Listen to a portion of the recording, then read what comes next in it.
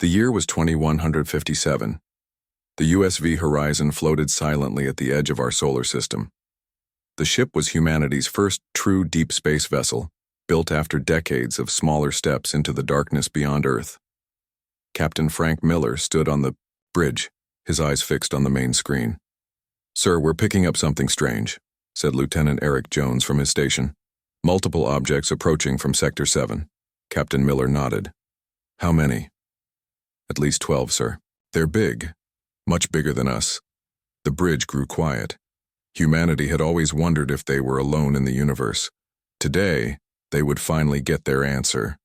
"All stations, yellow alert," Miller said calmly. "Let's not appear hostile, but be ready for anything." Susan Wright, the ship's expert in languages, moved to stand beside the captain. "If they try to communicate, I'll do my best to understand them," she said. The objects grew larger on the screen. They were ships unlike anything humans had built. They shimmered with strange lights and moved in ways that seemed to ignore normal physics. "They're hailing us," Jones said, his voice shaking slightly. Miller straightened his uniform. "Put them through." The screen changed to show a creature that looked somewhat like a tall lizard standing upright. It had scales that shimmered blue and green, 4 eyes that blinked at different times, and a mouth full of small, sharp teeth. "This is Captain Frank Miller of the United States vessel Horizon, representing Earth. We come in peace and friendship," Miller said, keeping his voice steady despite his shock at seeing an alien for the first time. The creature made clicking sounds, then spoke in broken English. "I am Commander Zexitral of the Zalari Defense Force, representing the Galactic Confederation. Your language has been added to our translation systems." Susan Wright's eyes widened. "They learned our language that quickly?" Zexitral continued. "We have been observing your world. You have achieved basic space travel. This qualifies you for first contact protocols." "We are honored," Miller replied. "We have many questions and hope to establish friendly relations with your confederation." The alien's 4 eyes blinked in sequence. "First, we must assess your species." Over the next few hours, the aliens asked many questions about Earth, human biology, technology, and military capabilities.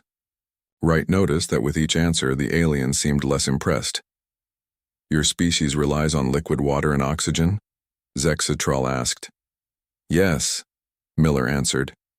"And you cannot survive radiation levels higher than 10 sieverts?" "That would be fatal. To humans, yes." "Your fastest ships travel at only a fraction of light speed through conventional means?" "That's correct. The Horizon represents our most advanced technology." After each answer, Wright could see the alien commander making notes on some kind of device. His body language was becoming increasingly dismissive. Finally, Zexitral spoke again.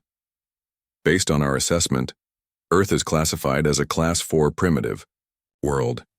You do not qualify for full diplomatic relations or Confederation membership." Miller frowned. "With respect, Commander, we may be younger in space travel, but humanity has much to offer. We are quick learners and—" Yes, Zexitral interrupted. "All young species say this. The Confederation can offer you protectorate status. We will ensure no hostile forces threaten your development in exchange for resource-sharing rights and limited technology transfers." Wright leaned close to Miller. "Sir, from what I can tell, they're offering to make us a vassal state. They would control our resources and limit what technology we receive." Miller stood taller. "Commander, while we appreciate your offer, Earth must maintain its independence. We would prefer a more equal relationship."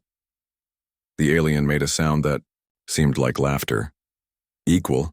Your species cannot even leave your own solar system properly. You have no understanding of galactic politics or the dangers that exist. The Drakari Empire has been expanding aggressively. They would not offer protection. They would simply take what they want from your world." "Who are the Drakari?" Miller asked. "Our primary rivals. We have been at war with them for centuries. If you are not under Confederation protection, you may find yourself in their path." Zexitral's voice had an ominous tone. "Consider our offer carefully. We will return in 1 standard year for your answer." The communication ended, and the alien ships departed as quickly as they had arrived. When the Horizon returned to Earth, the news of alien contact spread quickly. World leaders gathered to discuss the Confederation's offer. Some nations believed accepting protection was the safest choice. Others saw it as giving up human freedom before it had even spread to the stars. Dr. Alan Parker, Earth's leading defense specialist, stood before the United Nations. These aliens view us as primitives, as children to be controlled. If we accept their terms, we may never develop on our own path. Yes, we are behind them technologically, but we have something they don't expect, the human spirit of independence. Olivia Martinez, the chief engineer from the Horizon, joined the discussion. During the encounter, I took readings of their ships. There's something in how they generate energy that we might be able to study. We don't need their handouts if we can learn on our own. Over the following months, Earth united as never before. The United Earth Defense Initiative was formed, with representatives from all major nations. Their mission was clear: advance human technology as quickly as possible while maintaining independence. Martinez worked day and night with her team, studying the energy readings from the alien ships. Parker coordinated with military leaders to develop new strategies that might work against vastly superior forces. Captain Miller was tasked with training new crews for the ships Earth would build. "We don't have centuries to catch up," he told his recruits. "We have months. The galaxy has noticed us and they think we're weak. We need to show them that humanity isn't just another primitive species to be controlled or conquered." As Earth prepared, everyone knew the truth. They were entering a dangerous new era. When the aliens returned, humanity would either secure its place among the stars or lose its freedom forever. The race against time had begun. 5 years passed since the Zalari ships had visited Earth. The planet had changed in ways that would have seemed impossible before. Old conflicts between nations had mostly faded away. The United Earth Defense Initiative, or UEDI, now coordinated humanity's efforts to prepare for whatever might come from the stars. Dr. Alan Parker looked out the window of the orbital station where he now lived and worked. Below him, Earth looked peaceful, but he knew better.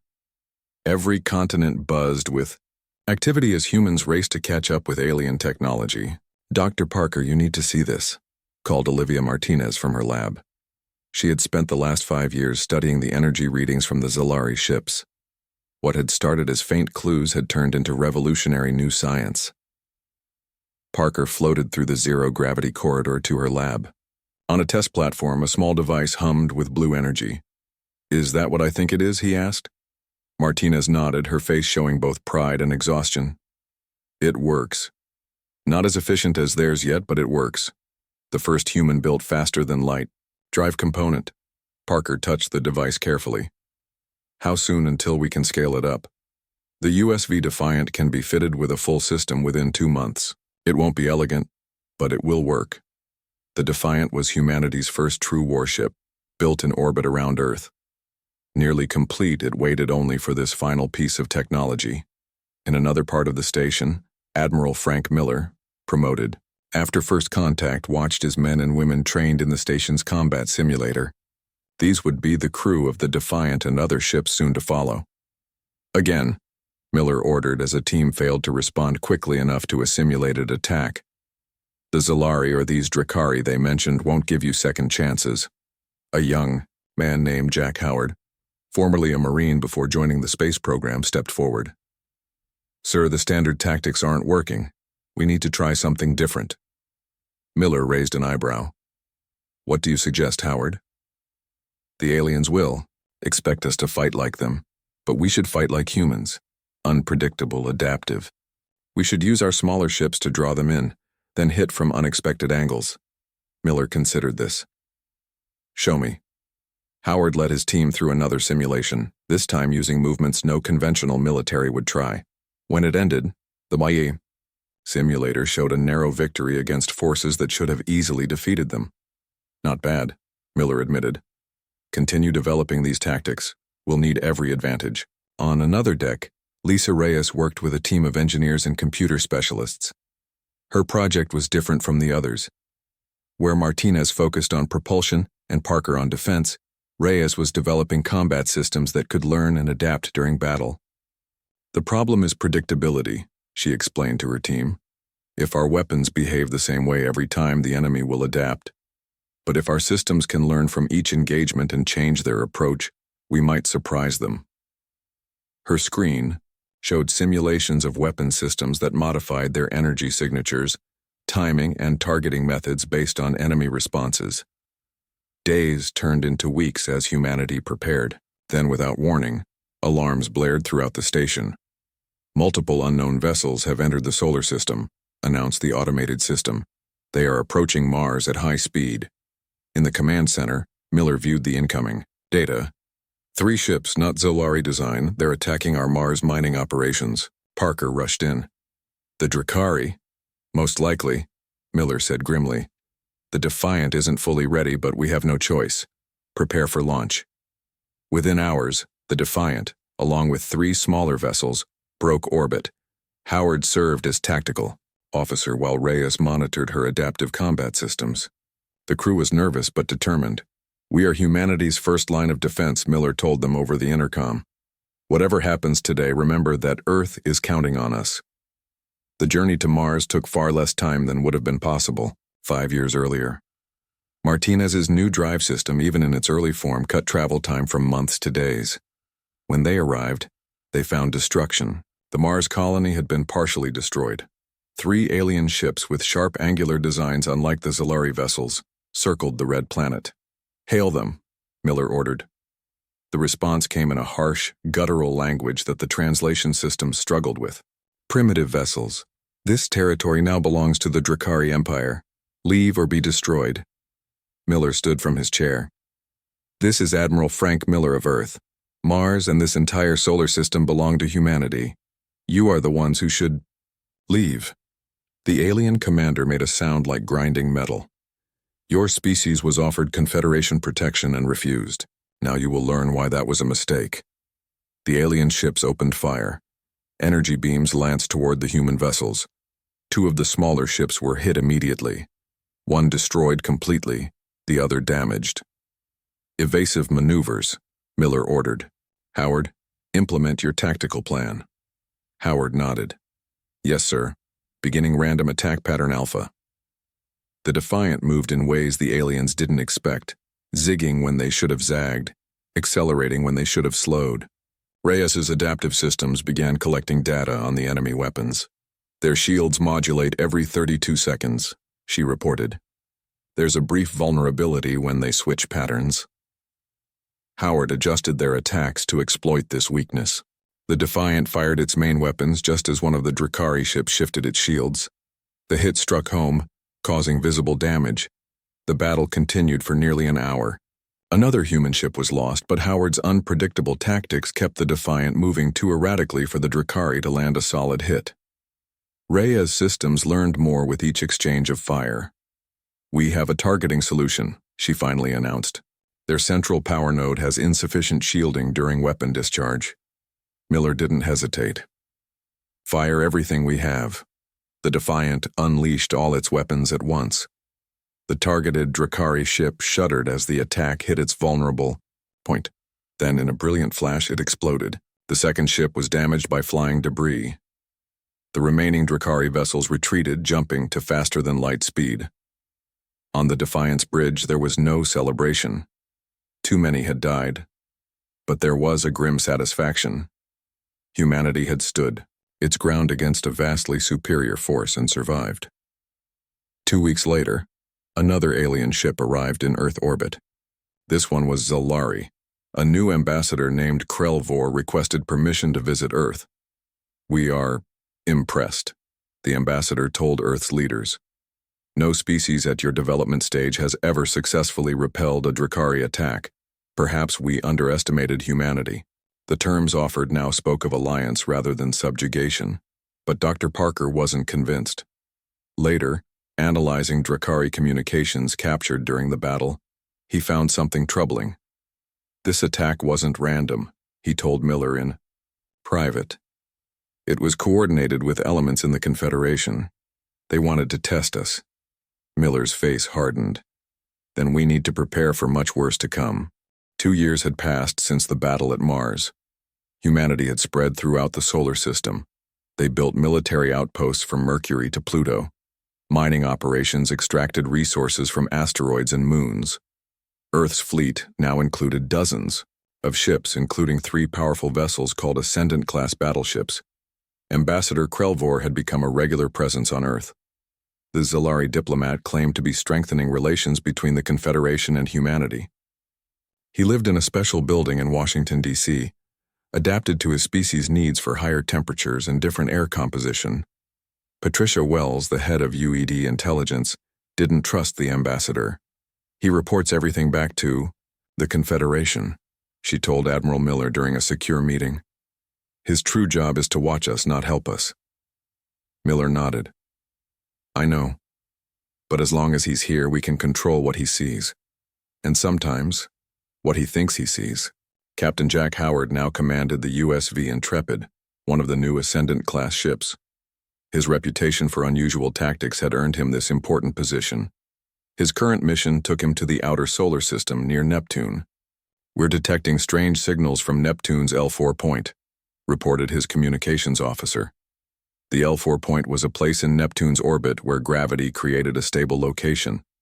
Nothing should be there, Howard said. Move us closer, but quietly. The Intrepid approached slowly. Howard had ordered all non-essential systems shut down to reduce their visibility. What they found surprised everyone.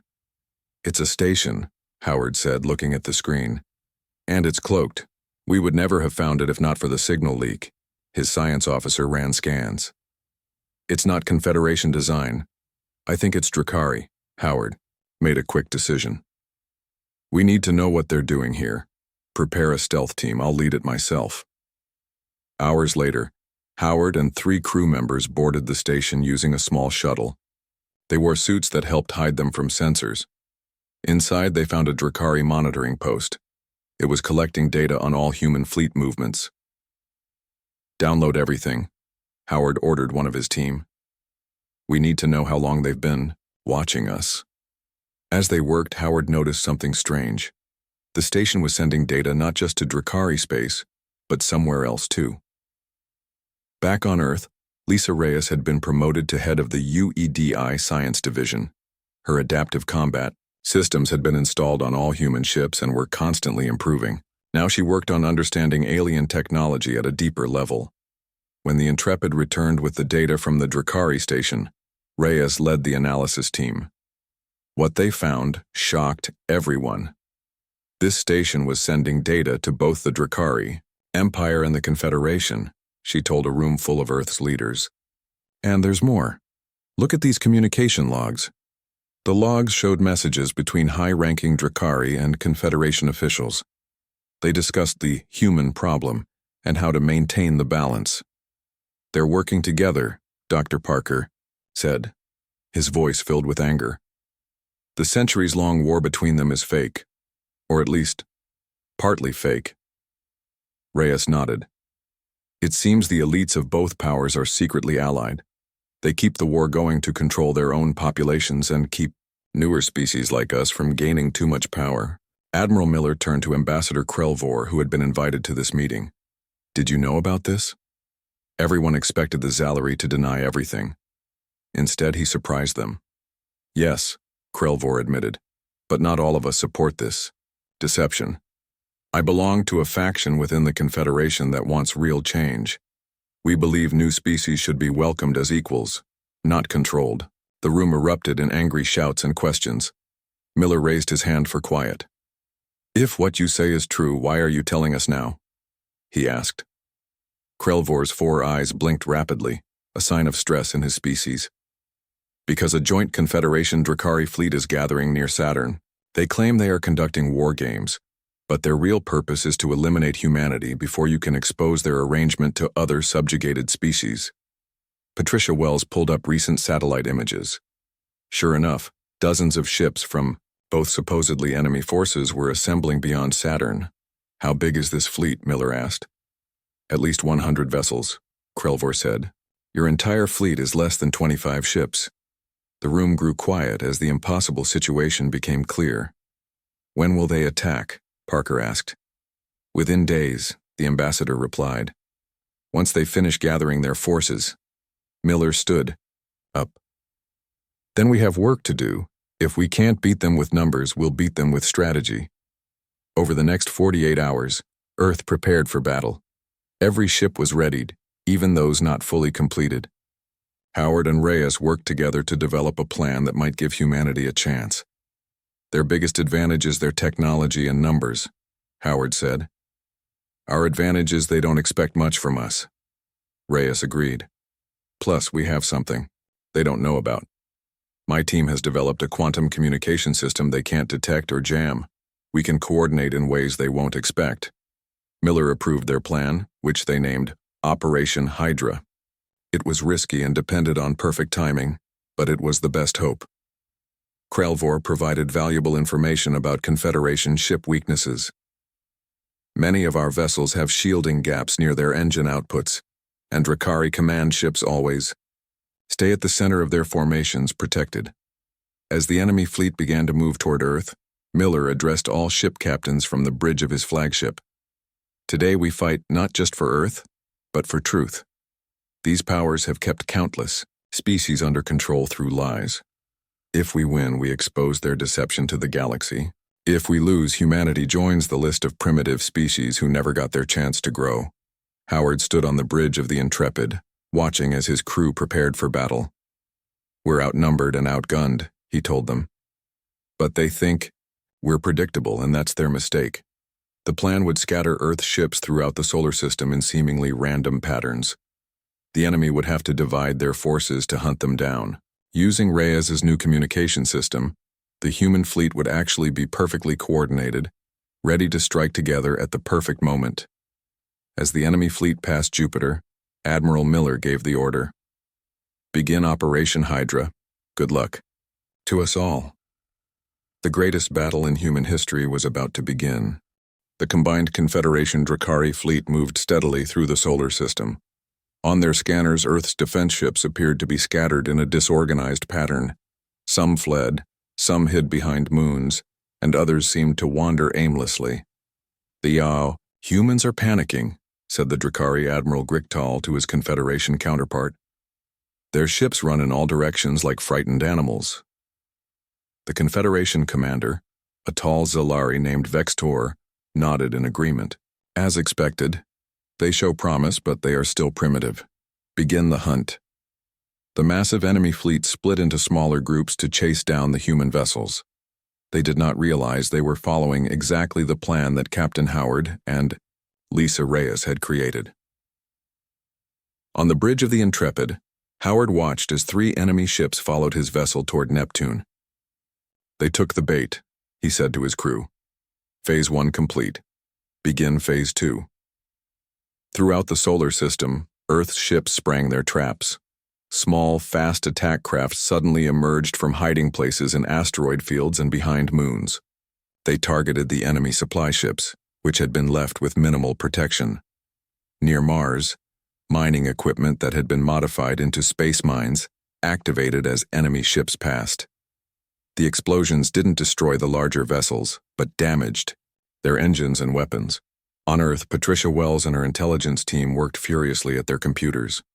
They had been studying Confederation and Drakari communication systems for months. Now they put that knowledge to use. We're into their network, Wells announced. Sending false orders now.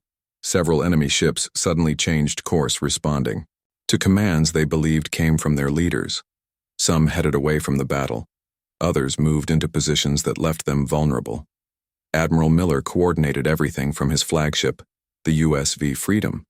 Using the quantum communication system Reyes had developed, he could talk to all Earth ships without the enemy listening in. Group 3, move to position Beta, he ordered. Group 5, prepare to spring the trap at Saturn.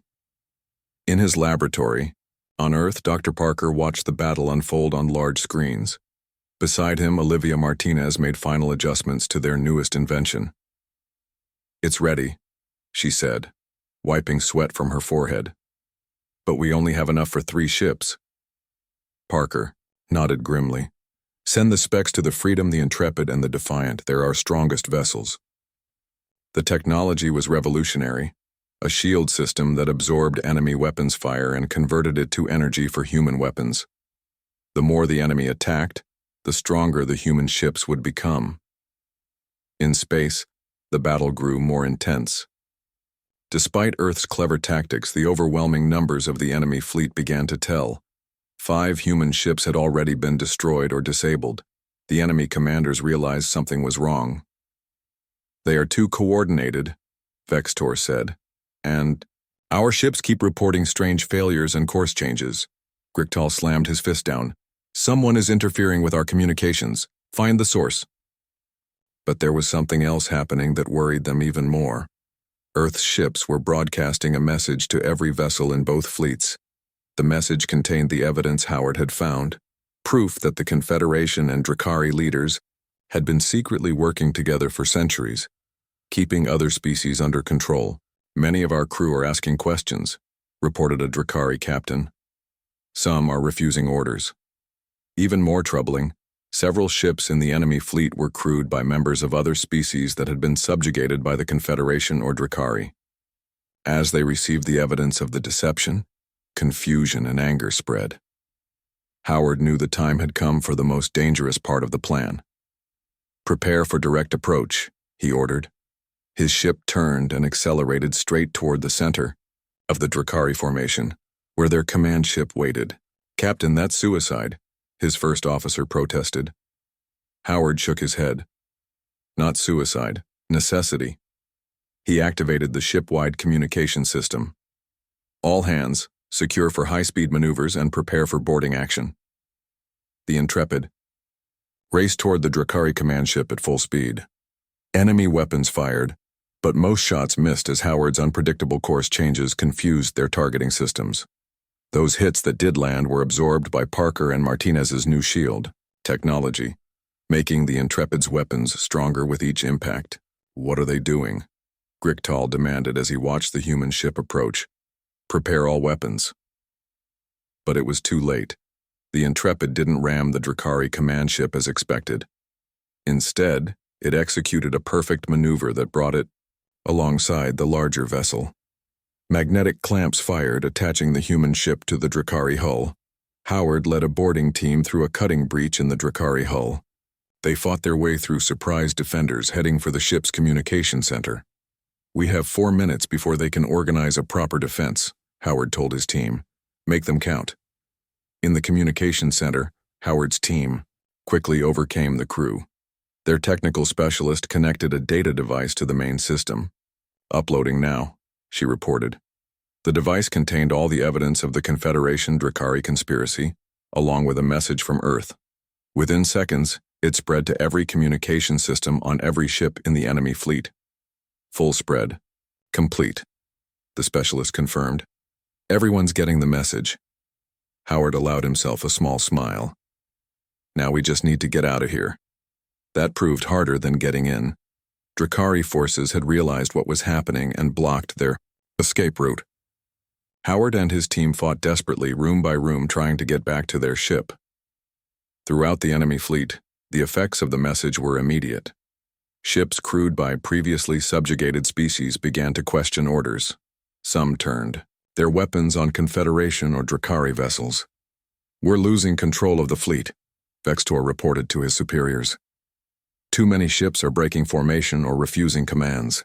What had begun as humanity's last stand was turning into something else entirely. The first moments of a multi-species rebellion. Back on the Drakari command ship, Howard and his team were pinned down, still far from their extraction point. "We need a distraction," he told his remaining teammates. At that moment, alarms blared throughout the ship. "Multiple impacts," announced the Drakari emergency system. "Hull breach in sectors 4, 7, and 12. Howard looked at his tactical display in surprise. 3 ships were attacking the Drakari command vessel, 2 from previously subjugated species who had turned against their masters. "Looks like we've made some new friends," Howard said. "Let's not keep them waiting." 1 year after the Battle of Sol, as it came to be known, the galaxy had changed forever. The grand alliance between the Confederation and Drakari leaders had shattered. Many worlds had declared independence or joined new coalitions. Earth had become the center of something new, an alliance called the Galactic Concordate. This organization was built on principles that were radical in galactic politics. All species would be treated as equals, regardless of their technological development, and power would be shared openly. Admiral Miller represented Earth on the Concordate's Leadership Council. He sat at a round table with representatives from 12 other species, including Ambassador Krelvor. The Zalari diplomat had proven his loyalty during the battle by helping disable several enemy ships. The Drakari have requested peace talks, Miller announced to the council.